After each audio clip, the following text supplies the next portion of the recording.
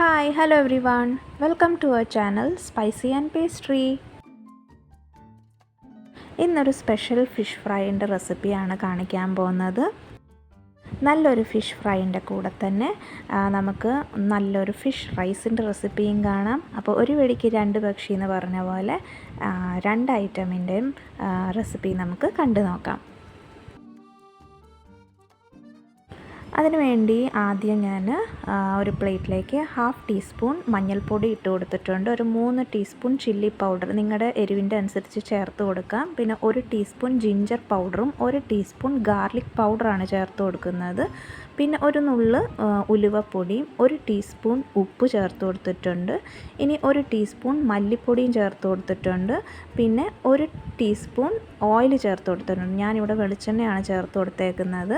പിന്നെ കുറച്ച് കരിവേപ്പിലയും ഒരു 2 ടീസ്പൂൺ വിനാഗിരിയും ചേർത്ത് കൊടുത്തിട്ടുണ്ട്.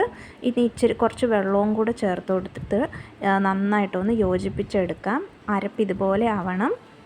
ജിഞ്ചർ പൗഡറും ഗാർലിക് പൗഡറും ഇല്ലെങ്കിൽ നിങ്ങൾക്ക് ജിഞ്ചർ ഗാർലിക് പേസ്റ്റ് ചേർത്താലും മതി.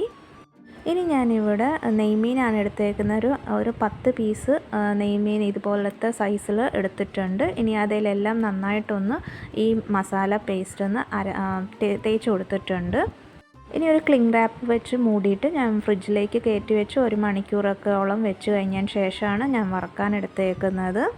ഇനി നമ്മുടെ ചട്ടിക്കകത്ത് ആവശ്യത്തിനുള്ള എണ്ണ ഒഴിച്ചിട്ട് നമുക്ക് ഈ ഫിഷ് ഫ്രൈ ചെയ്തെടുക്കാം. ഇപ്പോൾ ഇവിടെ നോൺ സ്റ്റിക്ക് പാൻ ആയതുകൊണ്ട് തന്നെ ഞാൻ അധികം എണ്ണ യൂസ് ചെയ്തിട്ടില്ല. 2 സൈഡും വറുത്തതിന് ശേഷം നമുക്കതൊന്ന് കോരി മാറ്റിയെടുക്കാം. അപ്പോൾ നമ്മുടെ ഫിഷ് ഫ്രൈ ഇവിടെ റെഡി ആയിട്ടുണ്ട്. ഇനിയാണ് നമ്മുടെ റൈസിൻ്റെ റെസിപ്പി വരുന്നത്. അപ്പോൾ നമ്മൾ ഫിഷ് ഒറ്റ ബാച്ചിലാണ് ഞാനിവിടെ ഫ്രൈ ചെയ്തെടുത്തേക്കുന്നത്. അതുകൊണ്ടാണ് റൈസ് ഉണ്ടാക്കുന്നത്. നമ്മൾ പല ബാച്ചസായിട്ട് ഫ്രൈ ചെയ്യുവാണെങ്കിൽ ആ എണ്ണ യൂസ് ചെയ്യാതിരിക്കുന്നതാണ് നല്ലത്. ഇനി ഞാൻ കുറച്ചും കൂടെ എണ്ണ ചേർത്ത് കൊടുത്തിട്ടുണ്ട്. അത് എണ്ണ ചൂടായതിന് ശേഷം കടുക് പൊട്ടിച്ചിട്ട് കുറച്ച് കറിവേപ്പിലയും 1 സവാളയും കൂടെ ചേർത്ത് കൊടുത്തിട്ട് ഒന്ന് വഴറ്റി കൊടുക്കുന്നുണ്ട്. ഇനി അതിലേക്ക് 1 ടേബിൾ സ്പൂൺ ഗാർലിക് പേസ്റ്റാണ് ചേർത്തത്. അല്ലെങ്കിൽ 1 ടേബിൾ സ്പൂൺ നിങ്ങൾക്ക് വെളുത്തുള്ളി ചതച്ചതെങ്കിലും ചേർത്താലും മതി. ഇനി അതിൻ്റെ പച്ചമണം ഒന്ന് മാറിയതിന് ശേഷം ഫ്ലെയിം ഒന്ന് ലോയിലിട്ടിട്ട് നമുക്ക് പൊടികൾ ചേർത്ത് കൊടുക്കാം. ഇവിടെ ഞാൻ 1/4 ടീസ്പൂൺ മഞ്ഞൾപ്പൊടിയും 3/4 ടീസ്പൂൺ മുളക് പൊടിയും ഒരു 1/2 ടീസ്പൂൺ ഗരം മസാലയും കൂടെ ചേർത്ത് കൊടുത്തിട്ടുണ്ട്. പിന്നെ ആവശ്യത്തിന് ഉപ്പും കൂടെ ചേർത്തൊന്ന് വഴറ്റി കൊടുത്തതിന് ശേഷം അതിലേക്ക് ഒരു 2 കപ്പ് നമ്മൾ ഏത് ചോറാണോ നമ്മൾ വെച്ചേക്കുന്നത് ആ ചോറ് ചേർത്ത് കൊടുത്തിട്ടൊന്ന് ഇളക്കി കൊടുത്ത് 5 മിനിറ്റ് ലോ ഫ്ലെയിമിൽ ഒന്ന് കുക്ക് ചെയ്തെടുത്താൽ മതി. അത്രയേ ഉള്ളൂ. അപ്പോൾ നമ്മുടെ ടേസ്റ്റി ആയിട്ടുള്ള ഫിഷ് ഫ്രൈയും റെഡിയാണ്. അതുപോലെ തന്നെ അതിനോടൊപ്പം തന്നെ ഫിഷ് റൈസും റെഡിയാണ്.